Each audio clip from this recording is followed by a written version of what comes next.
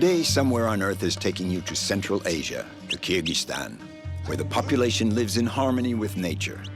The Kyrgyz, a semi-nomadic people of horsemen, carry their cultural heritage with pride.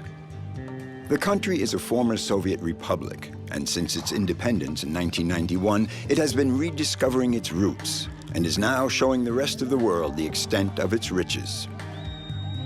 This territory is home to a marvelous variety of wildlife and rewards the intrepid traveler with a pageant of an unspoiled realm that is still largely unexplored.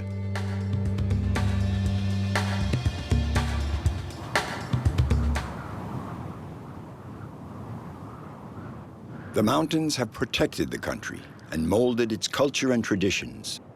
At the heart of the rural society are the Zhelus, the high mountain sites where the Kyrgyz set up their summer encampments to graze their flocks on rich pastures until winter reclaims the peaks.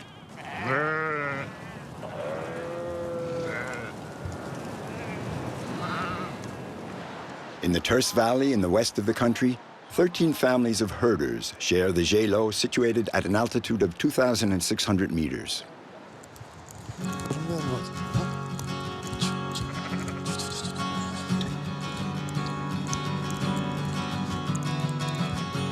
Muscat Boruchev lives in this valley. He's devoted body and soul to the Kyrgyz horses.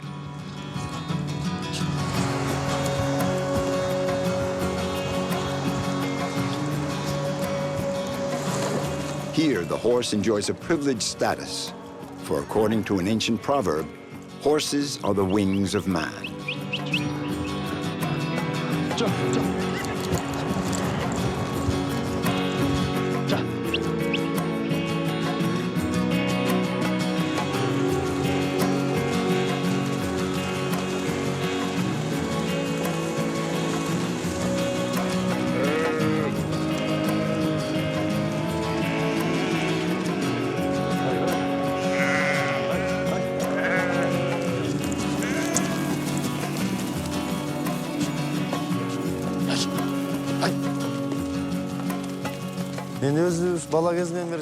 I grew up with horses. I loved them ever since I was little. They stir my imagination. Life wouldn't be possible for us without them. I love life out here in the pasture lands. It's how I recharge my batteries. A gylo without horses just isn't a gylo. I love my horses. So I try to find the best spots for them. When they're happy, I'm happy. Everyone enjoys a different aspect of grazing the animals. For me, it's when my mind drifts off into a daydream.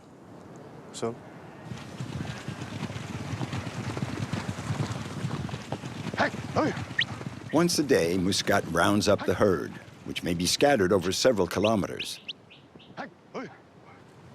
There are no pens, no corrals. The animals are allowed to roam freely. The mountains form natural barriers for the cattle.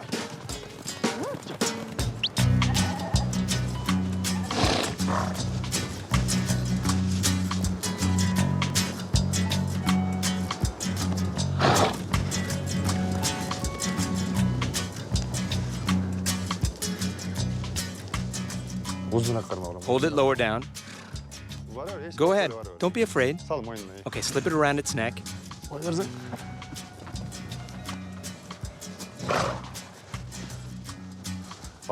If we move the mare away from her foal, she could very well kick us.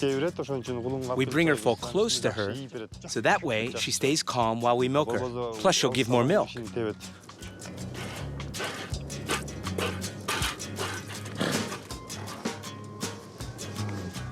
Come on.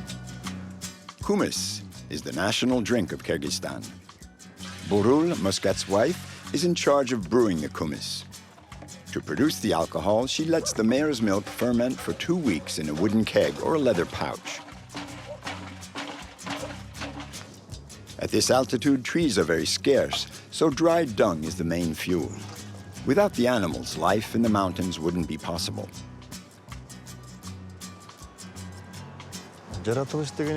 When you grow up out in nature, you respect it.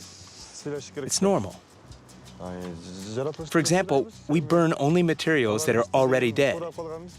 We don't divert streams, we don't pollute the water. Of course you have to respect nature. How can you not respect the earth?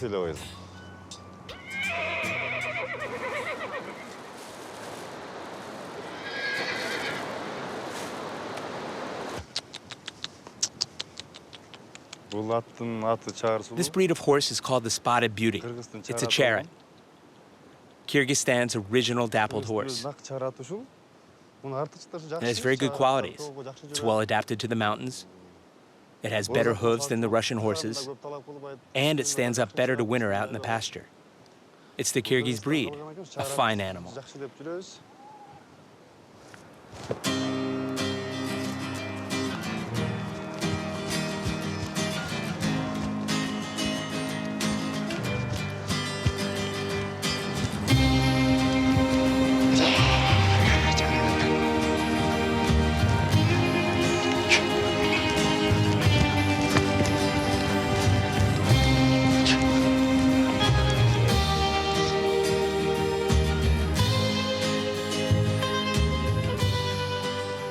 Muscat raises only Kyrgyz horses, a breed that nearly disappeared during the Soviet era on account of extensive crossbreeding with Russian horses. He decided to bring this breed back and to let the rest of the world know about the characteristics of this sturdy horse. Since 2009, he's been concentrating his efforts on the spotted horse, the Charat in Kyrgyz.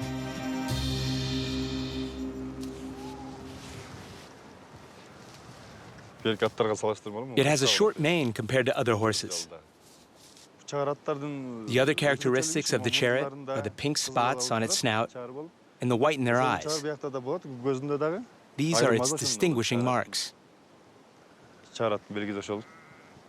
Its eyes look like human eyes. Behaves like a human being. It's docile, intelligent. It has a number of good features. It's more than a friend. It's as if it were the human being closest to me. It's only a horse, but it has more qualities than a human. Once a week during the mountain pasture season, all the men of the valley get together. They wouldn't miss their regular Kok-boru match for all the tea in China. This is the last match of the season, and Muscat, who is hosting it, is going to sacrifice a goat for the occasion.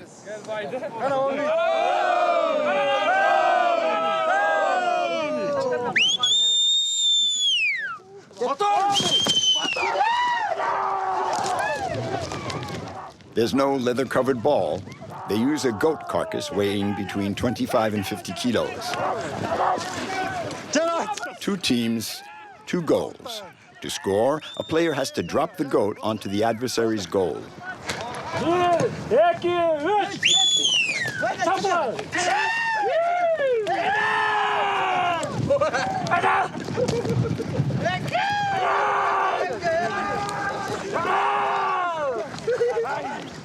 Kok-boru is the ancestor of polo. This nomad game, which they have been playing in Central Asia for more than 2,500 years, could very well be the world's oldest team sport. It has become the national sport and is the pride of this people.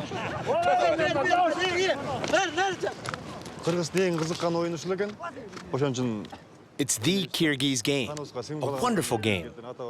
It's in our blood because our ancestors played it all the time. That's why we're still playing it now.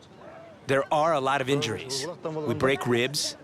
It happens a lot in Kok-boru. When you hold the whip in your mouth and someone gives it a yank, you can lose some teeth.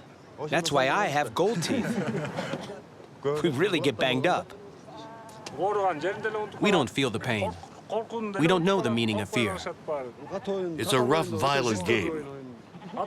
And the horses play just as hard. If you fall from a galloping horse, you can really get hurt. It's very dangerous. Kyrgyzstan is the best. When we play against teams from Kazakhstan, Uzbekistan, or Tajikistan, we always come out on top. Their Kyrgyz are the best. It's because we have these strong, fast horses. That's why we always win.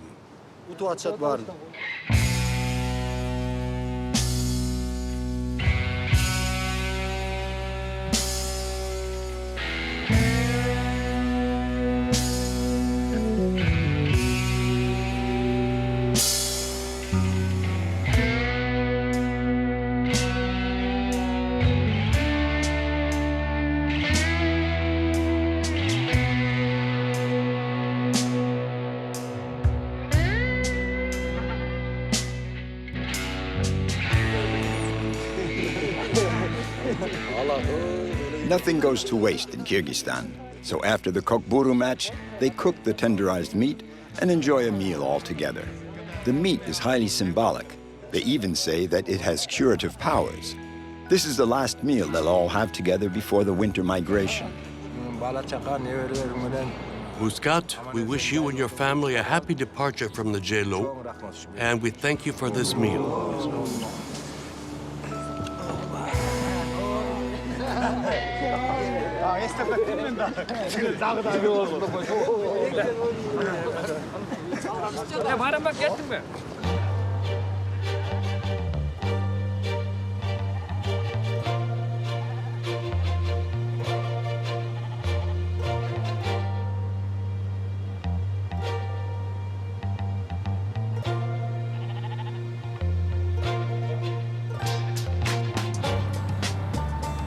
Muscat is deeply attached to his horses, but to earn a living, he has to sell some off.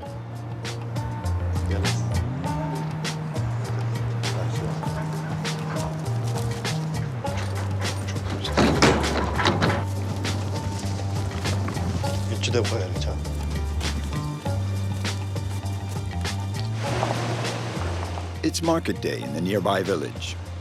This is the first venture away from the herd for these 3-year-old colts.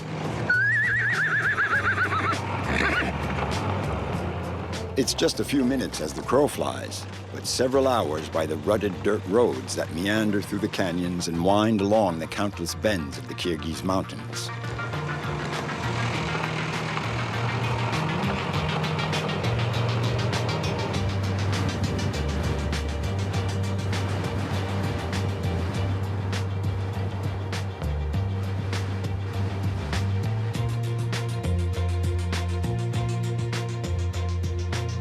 Muscat's destination, not far from the lake Kok-boru, is the village of the same name.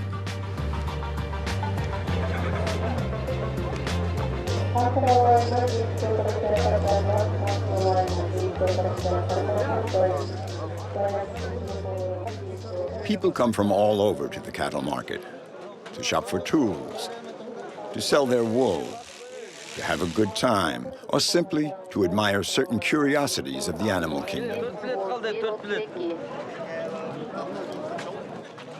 How much you asking? 55. But the big attraction of the day is Muscat with his handsome Kyrgyz charats. They're not even out of the truck, and already people are asking the price. How much do you want? 55. How much? 55.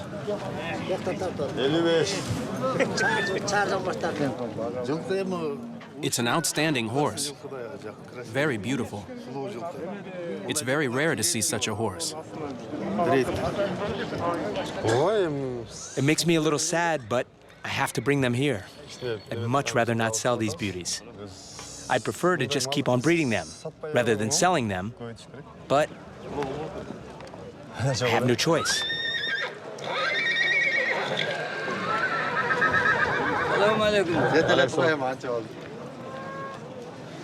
Are these your chariots? Yes.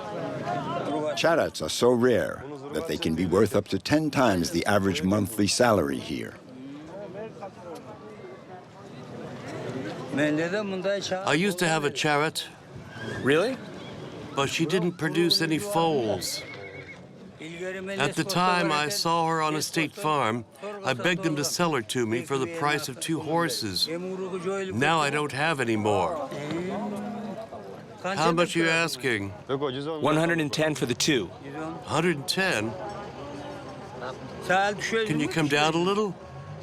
Make me an offer. Would you take 50 each? No. Come down a little. No, I can't. 51?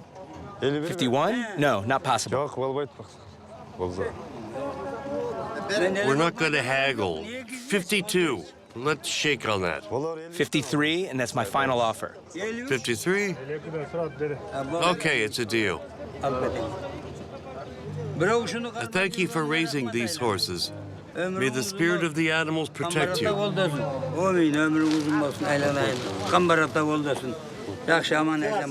Let's go.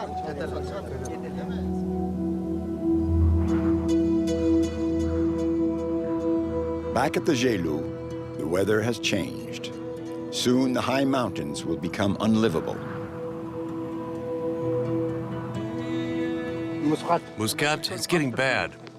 The animals risk slipping on account of the snow. Bring them down. Saddle up your horse. We'll have to leave the Jilo in 2 or 3 days. There's nothing left to graze on this land. Get ready to head down, my son. According to the Kyrgyz tradition, the youngest son is the sole heir. He has to take care of his parents and carry on the family's activity. I inherited the herd from my father. Now my son has taken over. We can have as many animals as we want now. Back in the Soviet times, we could own only 1 horse, 1 cow, and 10 sheep.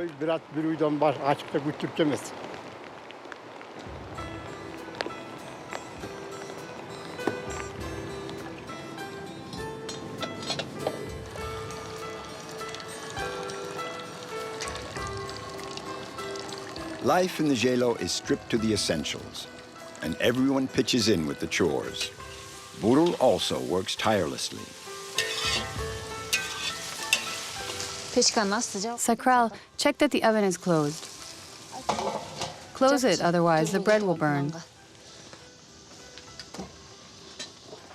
Take those outside. Break them up and then bring them back. Close the yurt. There's something really special about the Jelu. I don't want to leave and go back down, but it's going to get cold, so we have no choice. If the summer could go on, I'd rather stay here. The mountain air is so pure. We always eat wholesome food here. Everything is better than in the towns. I hope things don't ever change up here.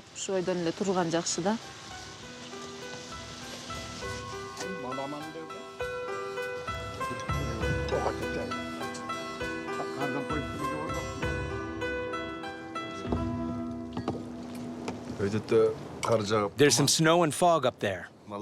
I had a hard time finding all the animals. There's only 1 herder left, and he'll be coming down in 2 to 3 days. It's time for us to move out too. If we stay any longer, it will snow and the animals will slip. It's too cold. We have to leave. It's time to pack up and move down to a more clement altitude. Soon there'll be no trace left of their 5-month-long stay at the Jelu.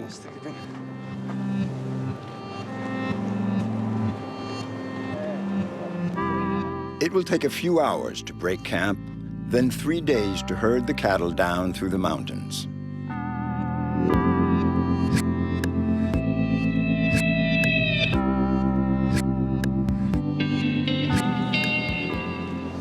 This is the tunduk. It's the crown of the Kyrgyz yurt. For us, it's the symbol of everything good, of friendship and peace. It's the most noble thing in our lives. It's sacred.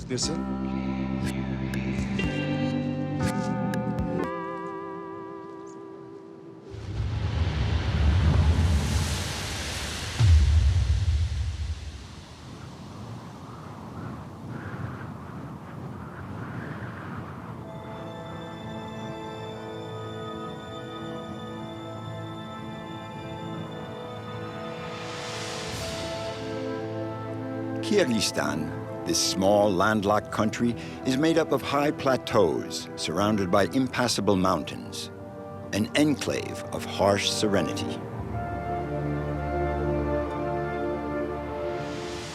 The Tian Shan, literally the Celestial Mountains, rise to an altitude of 7,400 meters.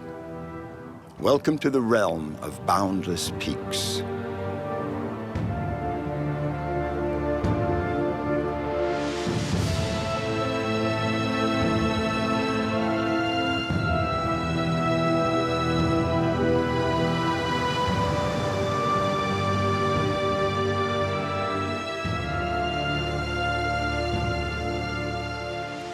These mountains form a jewel box enclosing inestimable treasures. Among the jewels is the Lake Isyk-Kul, 182 kilometers long. Here on the banks of this vast lake, the Kyrgyz falconers come to train their eagles. Bastien Chaix was charmed by this paradise of raptors. Ever since I was little, I've been fascinated by these birds.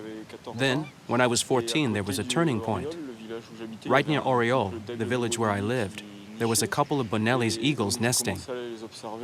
So I began to observe them, on my own at first. Then I started working on missions studying Bonelli's eagles.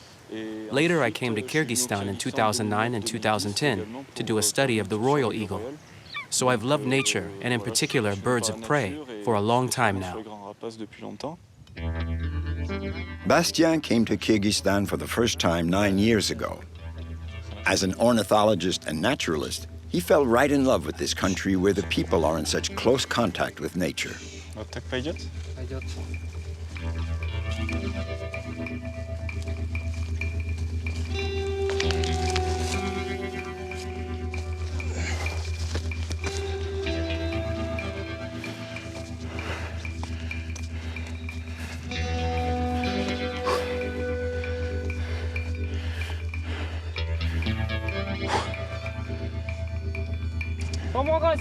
Go on, let her go.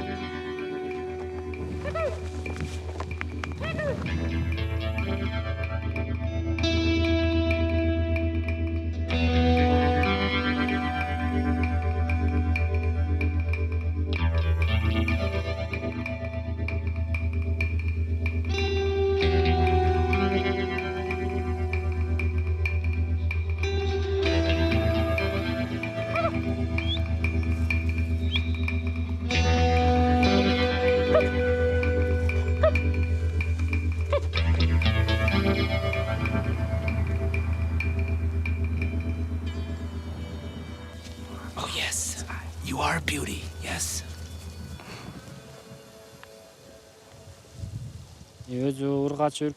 This is a female. We have a special relationship. I'm the only person she accepts. I got her from her nest in the mountains. I raised her, took care of her. I'm like her father. She obeys my voice, and she's used to me feeding her. She follows me everywhere. Even if I left her behind, she'd find her way back home. Eagles really trust humans.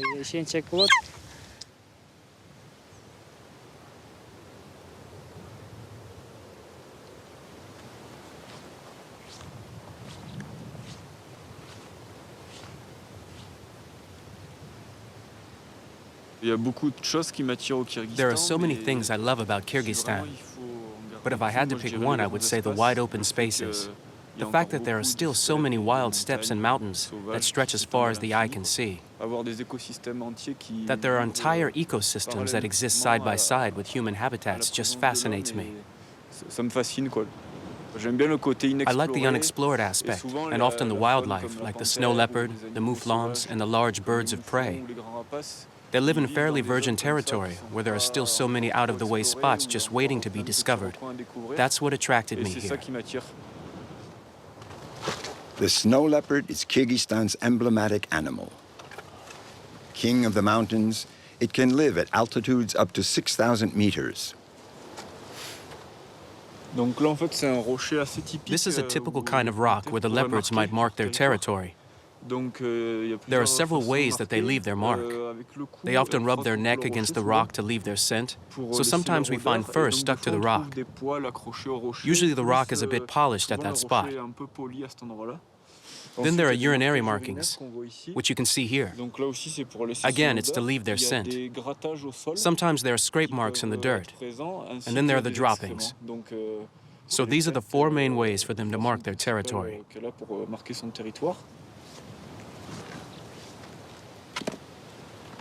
The camera trap is an indispensable tool for studying the snow leopard, a species in great danger of extinction. It's one of the world's most difficult animals to observe. Being a naturalist means having a lot of passion, but above all, patience. In 9 years, Bastien has caught a glimpse of the predator in its natural habitat just once.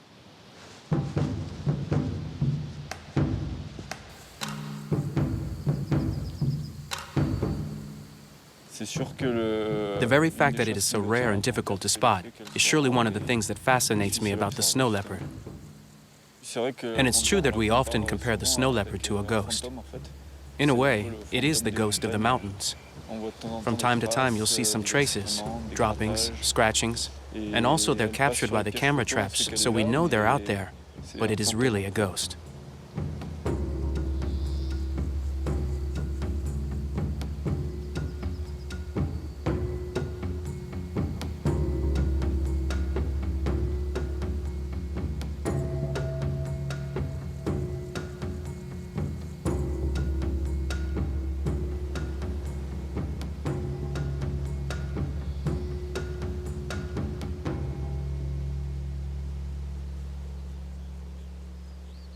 Bastien, a committed enthusiast, has been leading scientific expeditions for the NGO Objectif Science International since 2009. To make the youth of Kyrgyzstan aware of the environmental issues, the organism funds expeditions with youngsters from the Karakol orphanage who've lost contact with the world of nature. For the next few days, Beka, 16, Sasha, 13, and Zarina, 15, will be playing hooky from school.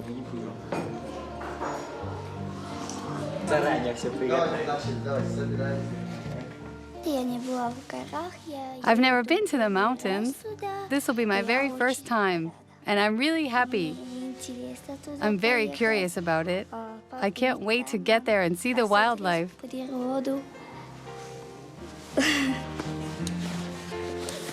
It's their first time, so they don't know what to expect, but I'll be there to help them out. Really glad to be going.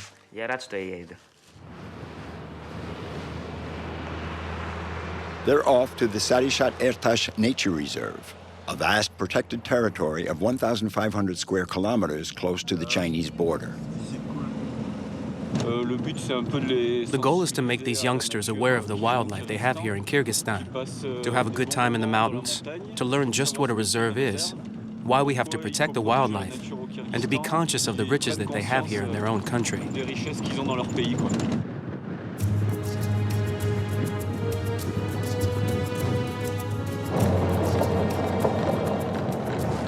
The reserve is far from everything. From the city of Karakol, it's a 7-hour journey over dirt roads. They have to go over a first pass at 3,800 meters, a second at 4,000 meters, cross the high plateaus, and trust the driver not to get lost in this mountainous maze.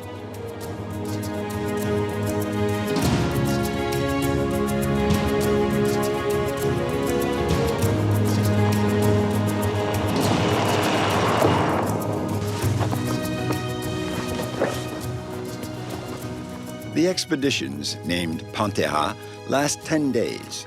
They're accompanied by a park ranger and 2 supervisors. Their itinerary through the reserve is a total immersion in a natural setting that is as wild as it is hostile.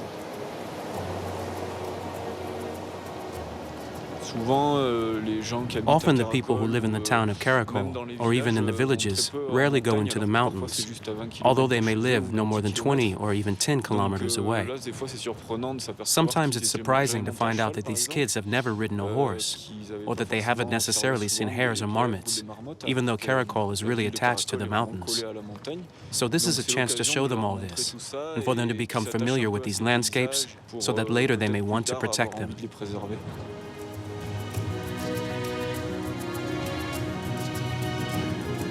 I need an assistant. These teenagers are about to experience their first bivouac, 4,000 meters up.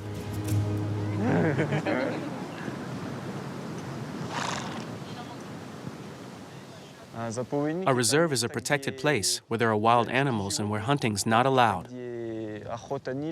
The mission covers 150 hectares, and according to the genetic analyses, it's home to around 20 snow leopards. Here? Yes, at least 20. When we find droppings, we put them into this and send them to the laboratory. They study it and find out if it's from a male or a female, and also the age of the animal.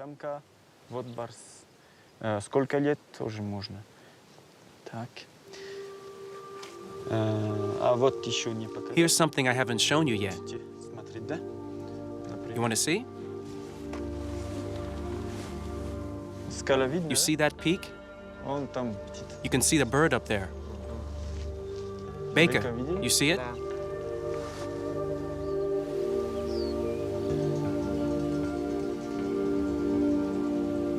For me, taking kids up into the mountains, as we do on these expeditions, allows me to transmit my passions just as others did for me when I was their age. I really feel like I'm passing on what was given to me, and that feels very good.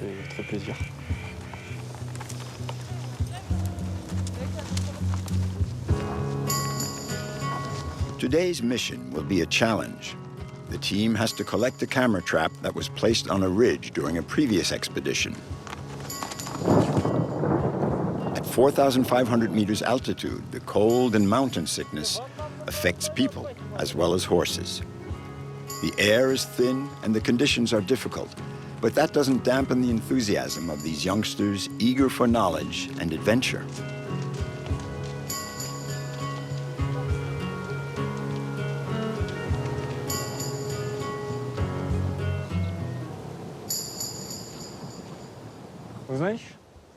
You know why we placed it here and not somewhere else? Because animals pass by this spot often? Right. You see this narrow path? The mouflons and the leopards like to roam ridges like this one, where they can see out on both sides. From up here, the mouflons can keep an eye out for wolves. So this is the animal's path. Yes, that's right. Sasha, could you hold on to that?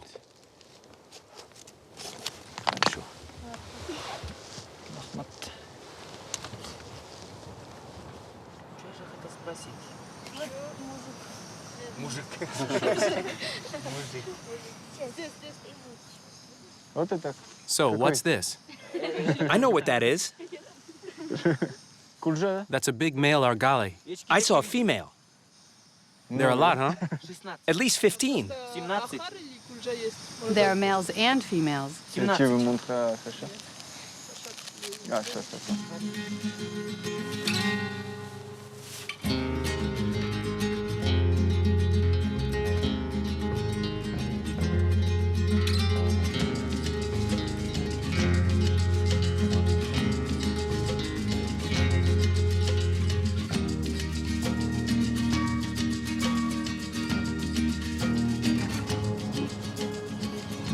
Here in Kyrgyzstan, Bastien has found the wide open spaces worthy of his deep love of nature. Now that the expeditions are drawing to a close and the whole country is getting ready to face the winter, he will go back to his second great passion.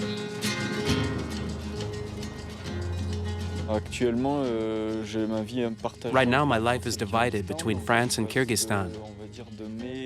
I spend from May to October in Kyrgyzstan, then from November to April, I'm a shepherd in southern France. I herd merino sheep. So my passion is all about animals, wild ones as well as domestic ones, and wide open spaces.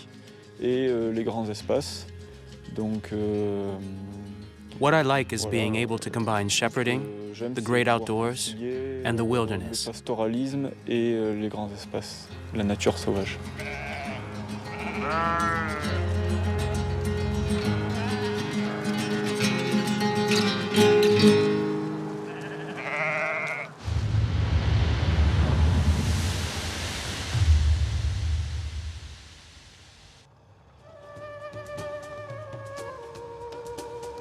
Through the dust and heat of the dirt tracks in the south, one can sometimes catch sight of an odd vehicle.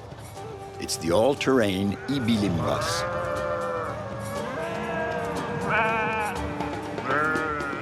On board are Iliyaz Usenov, a Kuban Moidinov, a pair of enthusiastic buddies. Kuban, how many more kilometers? 70 or 80.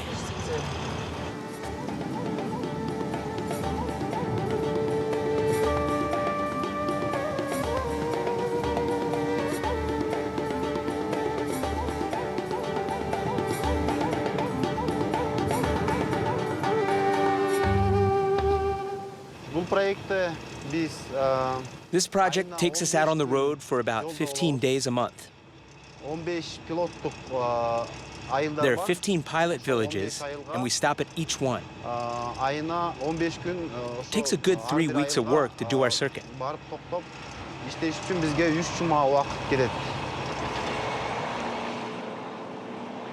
Bilim in Kyrgyz means knowledge.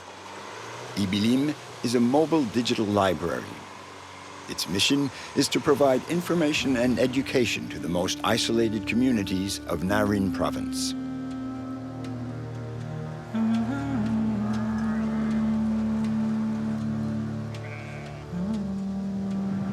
The bookmobile pulls into the Jelo of Tashrabat. Back in the days of the Silk Road, many traders would stop here.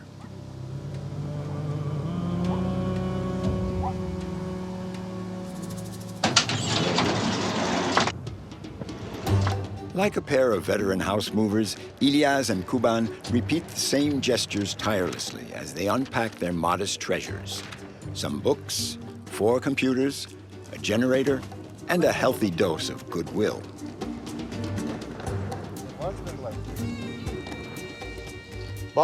Step right up, kids.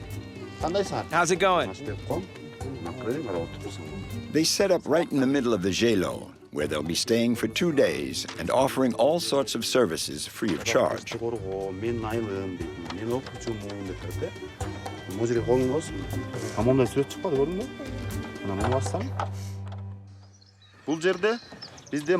We have a very rich display of information on the economy, agriculture, animal husbandry, on children, IT, on a wide range of vocational training.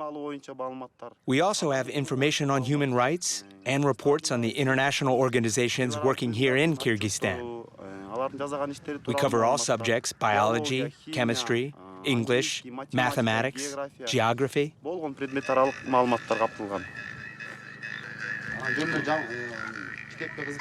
The program also offers adults a chance to inform and educate themselves. It's very useful, not only up here in the mountains, but also down in the villages, where they don't have any libraries like this. And when they bring all this up into the mountains for the children, well, I think it's just wonderful. Just look at the kids, how happy they are. You have one on the computer, the others are reading books and looking at the pictures. We're really happy and very grateful to them. Before embarking on the eBilim adventure, Iliyaz worked for the UN on programs fighting hunger and poverty. He's very committed and works hard for his dream of a better world. You see, there are books in Kyrgyz. This is a children's encyclopedia. You want to read it? You have the animals, when they evolved, where they live.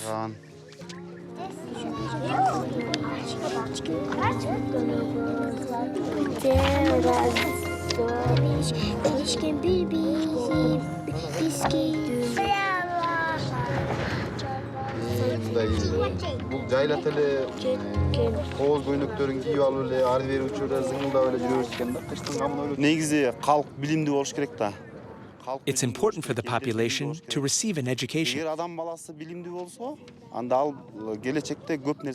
If a human being is educated, so many things in life become possible. If our children are educated, they will have an influence when they're adults. They will contribute to the development of the country and will make it prosper.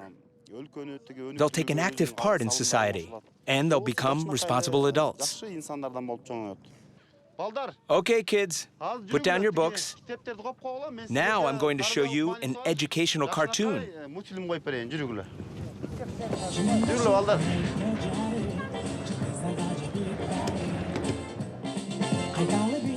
Librarian, IT worker, projectionist. Iliyaz visits are always appreciated, especially by the youngsters.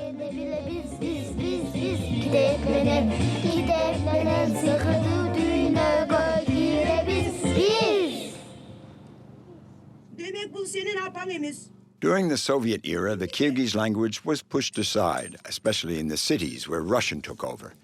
Kyrgyz is now gradually coming back into favor.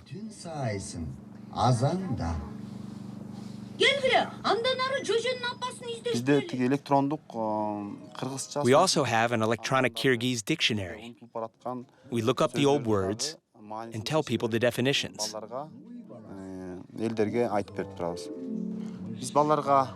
In general, we offer the children's books and audiovisual material in Kyrgyz. We make an effort to promote the language because it's our mother tongue.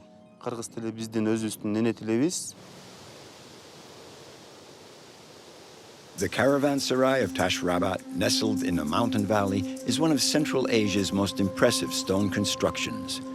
In the footsteps of centuries of travelers, Iliyaz and Kuban explore the bowels of the ancient building. It was most likely built by Christian monks in the 10th century. Religion, carried over the Great Silk Road, spread all the way to the Far East.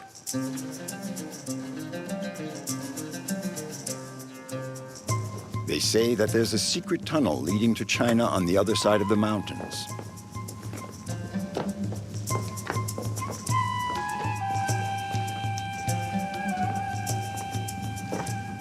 Its strange architecture and isolated location have given rise to many legends.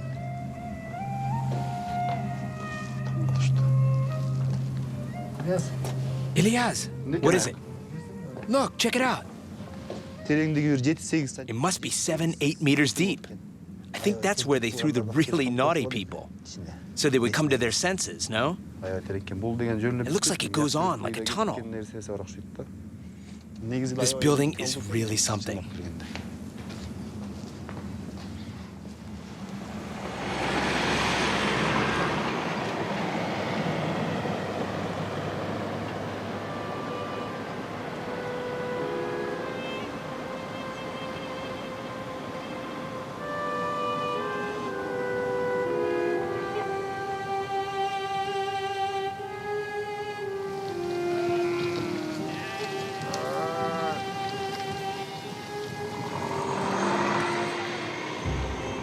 There never was one single Silk Road, but rather a complex network of routes crossing the highest mountains and the most hostile deserts.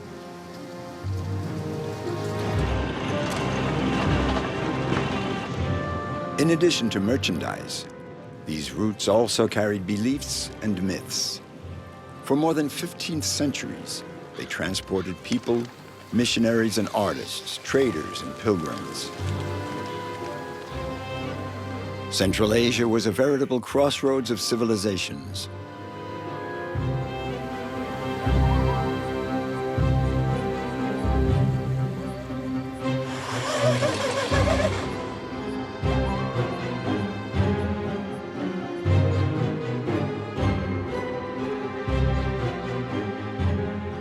Since the collapse of the Soviet Union and the opening of Kyrgyzstan's borders, exchanges of all kinds have begun again. Every day, the bookmobile takes this modern-day Silk Road. The Odyssey of Iliyaz brings back memories of bygone days. In the north of Narin lies Min Bulak, the Thousand Springs, a little rural village like so many others. But for Iliyaz, it's much more than an oasis of tranquility. It embodies his personal history.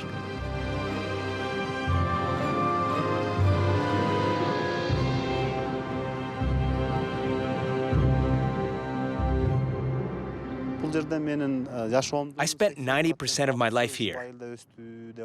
As the saying goes, it's where my umbilical cord fell, and it's where I grew up.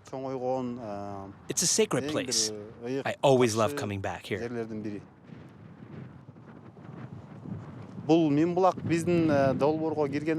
The village of Minbulak wasn't part of our circuit, but I decided to bring the project here and work the village into our schedule once a month.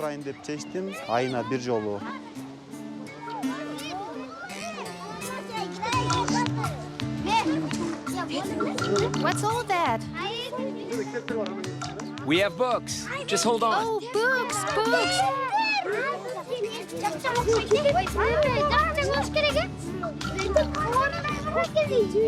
They look brand new. There is some great stuff.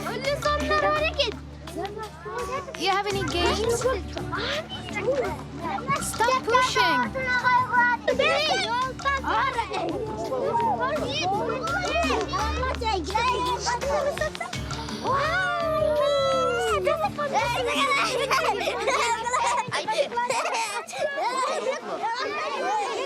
Wait, no fighting.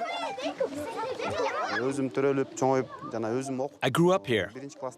I attended this school from first grade all the way through high school. It's not just a simple school for me. It's much more than that. Hi there, kids. My name is Iliyaz. I'm the coordinator of the eBilim project run by the University of Central Asia. Erlan here came along with us. He's going to give you a little presentation of the traditional Kyrgyz musical instruments. Do you know these instruments? Everybody? You know them all? Who would like to become a musician? To learn all this? Everybody? That's great. But just playing an instrument isn't enough. It takes talent to perpetuate the tradition. This is a wooden jaw harp. This instrument is over 2,000 years old. A very old instrument.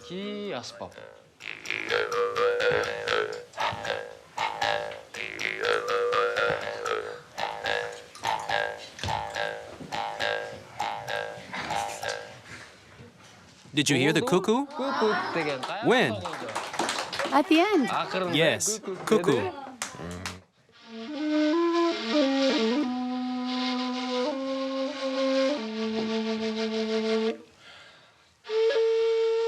Music was one of the cornerstones of nomadic society. For a long time, the Russians imposed their fashions, their instruments, and their scales. Since independence, the Kyrgyz have reclaimed their cultural heritage, and now they teach mainly the traditional instruments. You see how skillful our ancestors were. To play it, you have to place your tooth here and play with your tongue. The air spins around. It's very hard to learn. It takes time. This is the mother of all flutes. What's it called? Reno. Let's move on. Know how to play it? You want to try? Try to blow.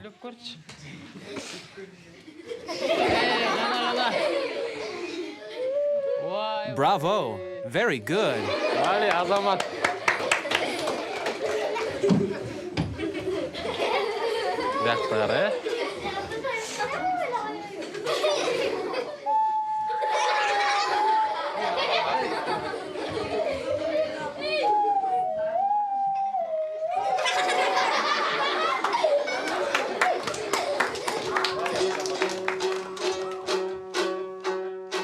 The komuz is highly symbolic of Kyrgyzstan.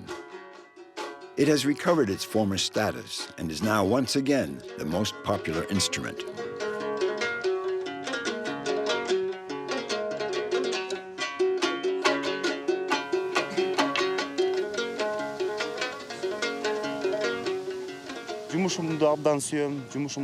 I love my job.